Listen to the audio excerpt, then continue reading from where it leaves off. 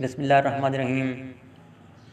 ہمیں سننے والے میٹھے میٹھے پیارے پیارے بھائیوں اور بہنوں کی خدمت میں خوشبو سے معطر السلام علیکم ورحمۃ اللہ وبرکاتہ۔ وعلیکم السلام ورحمۃ اللہ وبرکاتہ۔ سمین معظم، آج ایک بار پھر ہم بات سے بات کے نئے پروگرام کے ساتھ حاضر ہیں۔ میرے ساتھ ہیں اس وقت علامہ صاحب۔ آج ہم کر رہے ہیں اس بڑی انوکھی رات کی۔ انوکھی میں اس لیے کہہ رہا ہوں کیونکہ اس سے پہلے جو رات گزری تھی، شب معراج کی رات جس کو کہا جاتا ہے، کہ نبی رحمت صلی اللہ تعالیٰ علیہ وآلہ وسلم رات کے ایک مختصر حصے میں اللہ تعالیٰ کے پاس تشریف لے کے آئے۔ تو میں نے یہ واقعہ پڑھا تو یہ واقعہ بڑا ہی اپنے حوالے سے بڑا عجیب واقعہ ہے، کیونکہ جن لوگوں نے اس وقت یہ واقعہ سنا صبح، تو انہیں یہ واقعہ بڑا عجیب لگا۔ تو انہوں نے کہا یہ کیسے ہو سکتا ہے کہ ایک راتوں رات انسان عرش پر جائے، بلکہ رات کے کچھ حصے میں جائے۔ تو پھر سننے والوں نے،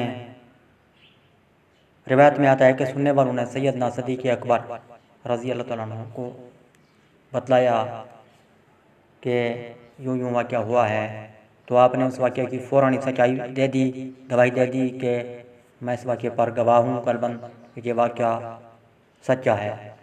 تو اس لیے آپ کو صدیق کا لقب بھی ملا۔ سامعین معظم، جو آج کی رات ہے، اس کو میں نے اس لیے اپنے الفاظ میں بیان کر رہا ہوں بڑی عجیب، کیونکہ اس رات میں اللہ پاک یوں کہہ لیں کہ بڑے بڑے انوکھے فیصلے صادر فرماتا ہے کہ کس نے اگلے سال تک زندہ رہنا ہے، کس کے رزق میں اضافہ ہونا ہے، کس کے رزق میں کمی ہونی ہے، کس کی اولاد کتنی ہونی ہے یا کسی کی اولاد نہیں ہونی ہے۔ یہ اللہ پاک آج رات فیصلے صادر فرماتا ہے، اور یہ فیصلے یوں کہہ لیں فرشتوں کا سپرد کر دیتا ہے۔ علامہ صاحب، ذہنوں میں سوالات ابھرتے ہیں۔ ایک سوال یہ بھی ہے جو مجھ سے پوچھا گیا، میں آپ کے گوش گزار کرتا ہوں، پھر آپ جو ہے نا خوشبو کے تھرو جو ہے نا سننے والوں کے گوش گزار کریں۔ سوال یہ پوچھا گیا ہے کہ یہ کہاں سے ثابت ہے کہ آج رات عبادت کرنا؟ نحمدہ و نصلی علی رسولہ الکریم، اما بعد، فاعوذ باللہ من الشیطان الرجیم، بسم اللہ الرحمن الرحیم۔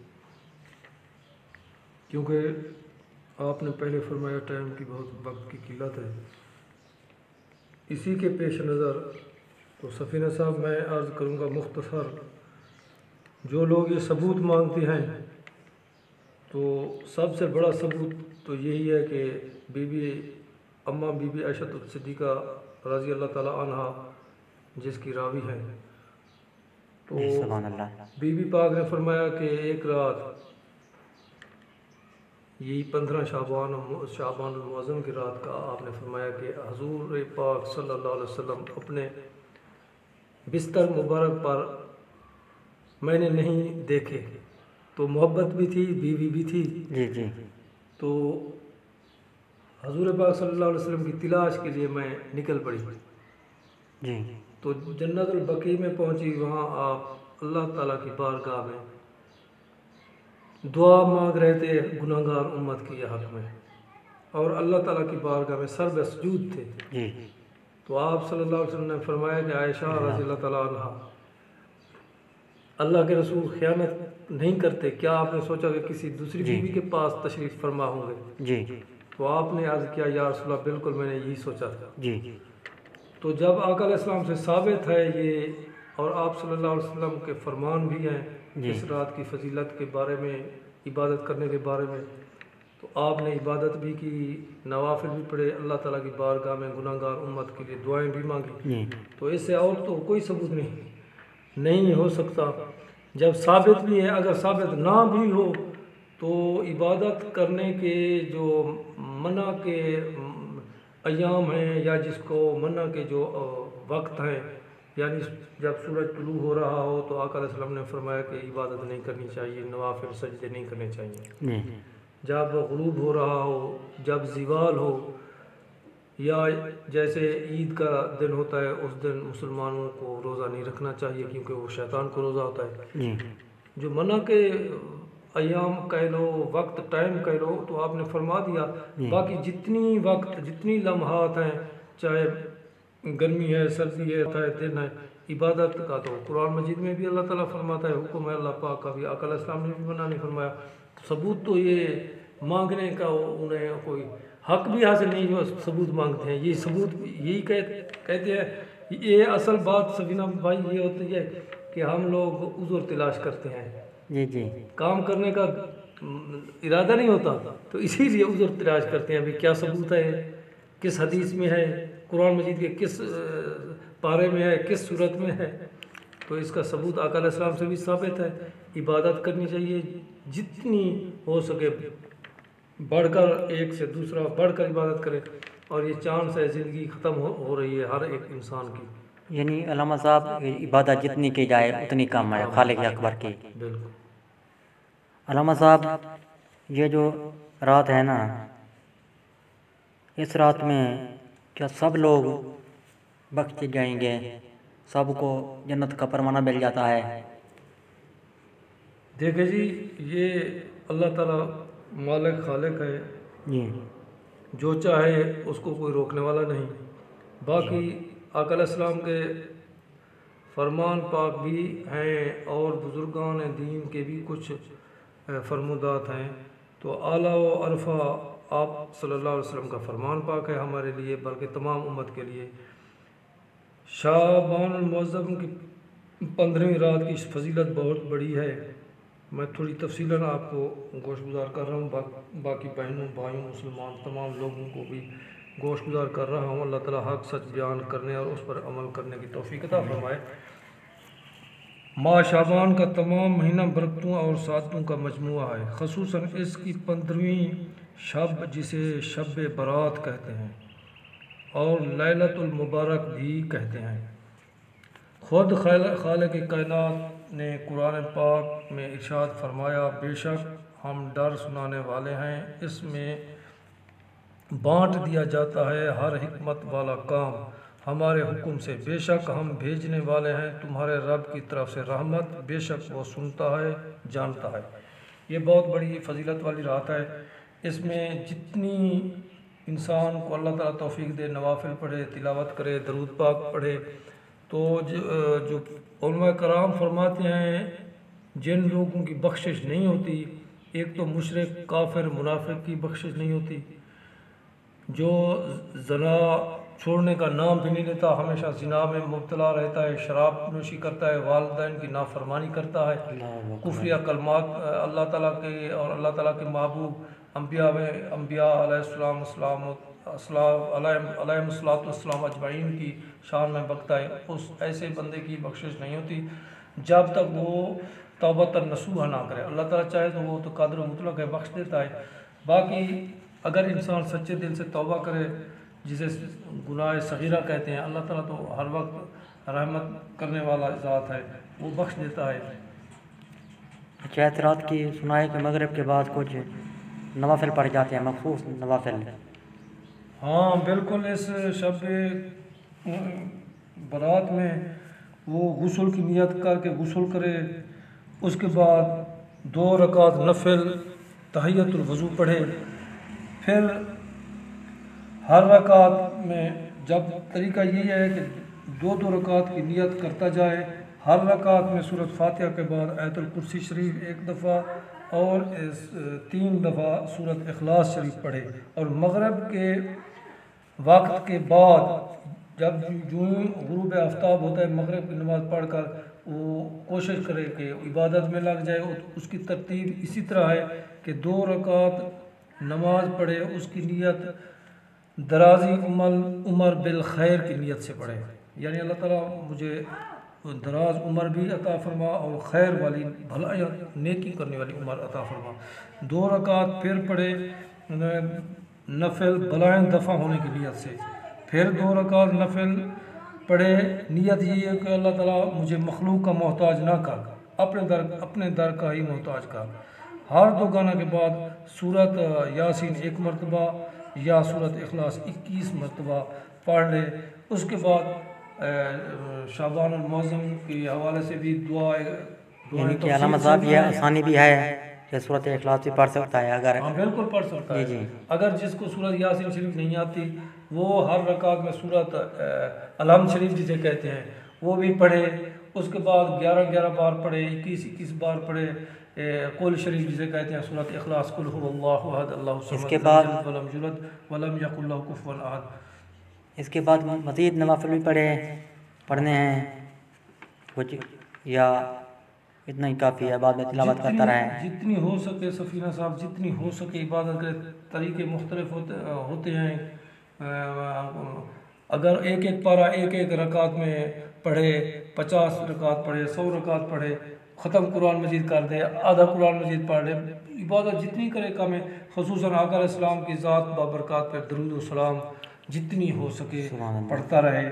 اور اس کے دعا میں تو مختلف انداز میں ہوتی ہیں، زیادہ نہیں، اگر کسی آدمی کو یاد رہتی تو یہ دعا خصوصاً کثرت سے پڑھے، لا الہ الا اللہ ولا نعبد الا ایاہ مخلصین لہ الدین ولو کارہ الکافرون۔ یہ پڑھتا رہے۔ یہ کتنی مرتبہ پڑھی یہ دعا جو آپ نے جتنی دفعہ ہو سکے بتلائی ہے؟ جتنی دفعہ ہو سکے پڑھتا رہے، جتنی زیادہ سے زیادہ پڑھ سکے۔ اور ایک سفینہ صاحب مختصر وقت میں ایک واقعہ جناب کے اور تمام مسلمان بھائیوں اور بہنوں کی خدمت میں گوش گزار کرتا ہوں کہ حضرت عیسیٰ علیہ السلام کا واقعہ ہے، غالباً وہ نزہۃ المجالس میں بھی یہ روایت ہے۔ جی عیسیٰ علیہ السلام نے ایک دفعہ، وہ واقعہ یوں ہے کہ حضرت عیسیٰ علیہ السلام ایک پہاڑ پر تشریف لے گئے، ادھر انہوں نے ایک سفید رنگ کے پتھر کا ملاحظہ فرمایا، آپ کو وہ پتھر بڑا پسند آیا۔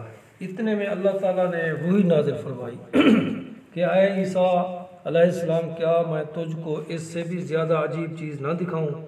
تو حضرت عیسیٰ علیہ السلام نے عرض کی بے شک۔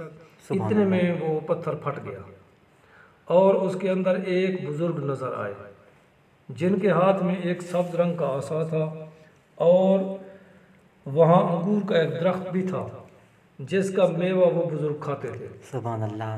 آپ نے اس بزرگ سے دریافت فرمایا کہ تمہیں یہاں عبادت کرتے ہوئے کتنی مدت گزر گئی؟ تو اس نے کہا کہ میں یہاں عرصہ 400 سال سے عبادت کر رہا ہوں اے اللہ کے نبی۔ سبحان اللہ۔ تو عیسیٰ علیہ السلام نے بارگاہ الہی میں عرض کی، الہی میرے خیال میں تو نے اس شخص سے افضل مخلوق پیدا نہیں کی ہے۔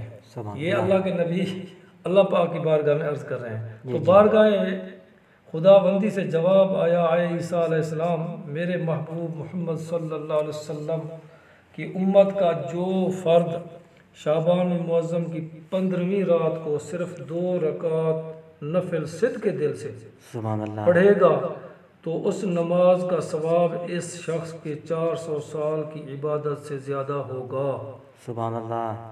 اگر 2 نفلوں کا ثواب اتنا ہے تو زیادہ نوافل کے ثواب کا اندازہ آپ خود کر لیں۔ اللہ تبارک و تعالیٰ کا یہ ارشاد سن کر حضرت عیسیٰ علیہ السلام نے کہا کہ کاش میں بھی حضرت احمد مجتبی محمد الرسول اللہ صلی اللہ علیہ وسلم کی امت میں ہوتا۔ یہ واقعہ نزہۃ المجالس میں ہے۔ تو اور ایک دعا بھی ہے جو سیدنا صدیق اکبر سے بھی روایت ہے، بخاری شریف اور مسلم شریف کی حدیث میں بھی ہے، یہ بھی کثرت سے پڑھنی چاہیے۔ ہر انسان کو، مرد عورت کو پڑھنی چاہیے، کیونکہ انسان تو خطا کا پتلا ہوتا ہے نا، ہم تو نفسیاتی لوگ ہیں۔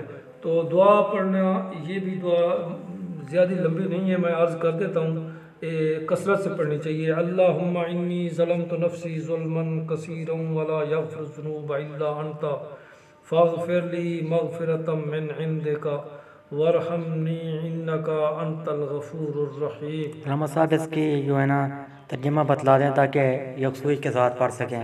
ہاں، ترجمہ تو یہ ہے، اے اللہ میں نے اپنے آپ پر بہت ظلم کیا ہے اور صرف تو ہی گناہوں کو بخش سکتا ہے، بس مجھ کو بخش دے اپنی خاص بخشش کے ساتھ اور مجھ پر رحم فرما، بے شک تو ہی بخشنے والا ہے اور رحم والا ہے۔ علامہ صاحب، یہ دیکھا گیا ہے کہ مغرب کے فوری بعد کچھ لوگ نوافل ادا کرتے ہیں اور کچھ لوگ نماز مغرب ادا کرنے کے بعد بیری کے پتے لیتے ہیں، 7 پتے، پھر ان پتوں کو ایک اور پانی میں ڈال کر تھوڑا سا جوش دیتے ہیں، جب وہ ٹھنڈے ہو جاتے ہیں تو اور پانی میں ملا کر نہاتے ہیں۔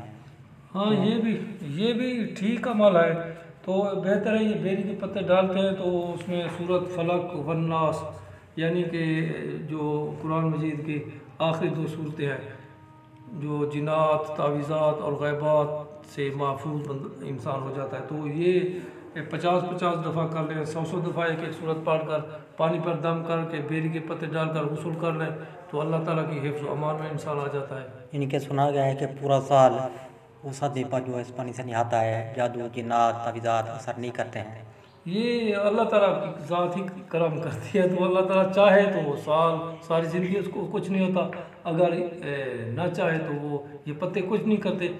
جب قرآن مجید کی وَنُنَزِّلُ مِنَ الْقُرْآنِ مَا هُوَ شِفَاءٌ وَرَحْمَةٌ لِّلْمُؤْمِنِينَ، جب یہ قرآن مجید کی صورتیں دم کر کے یا پانی پر دم کر کے غسل کر لے تو ہمارا عقیدہ ہے کہ وہ سال بھر اللہ کے فضل و کرم سے محفوظ رہے گا انشاءاللہ۔ یعنی کہ منع نہیں ہے، منع کرے نہیں تو ہے، کر سکتا ہے۔ منع نہیں۔ جی اچھا علامہ صاحب،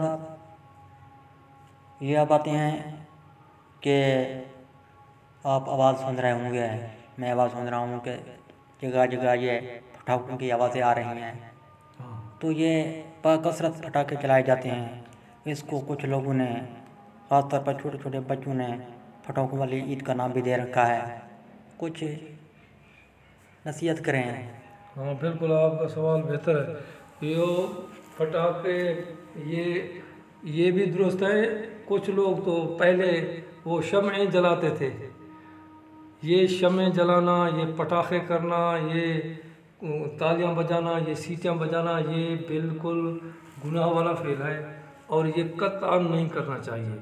تو میرے خیال میں تو یہ سوچتا ہوں کہ اس میں بچوں کے ساتھ پہلے نمبر پر والدین کا قصور ہے۔ بے شک والدین ہی پیسے دیتے ہیں تو بچے خریدتے ہیں۔ ہاں، والدین پیسے دیتے ہیں بلکہ خرید کر دیتے ہیں۔ بلکہ یہ بات بھی درست ہے آپ کی، بہت دفعہ دیکھا گیا ہے، خرید کر دیتے ہیں۔ بالکل، حالانکہ والدین کو چاہیے کہ وہ نصیحت اچھے انداز سے اولاد کی کرے کہ بیٹا، بیٹی ہے، بیٹا ہے، سمجھدار ہے، نہ سمجھ ہے، بیٹا یہ نہیں، یہ بالکل ناجائز ہے، اس رات عبادت کرنی ہے، درود پڑھنا ہے، نوافل پڑھنے ہیں، قرآن مجید کی تلاوت کرنی ہے، تو یہ جب خود کرے گا، والدہ کرے گی، والدین کریں گے، بھائی بڑے کریں گے، خصوصاً والد اور والدہ عبادت کریں گے تو بچے بھی کریں گے۔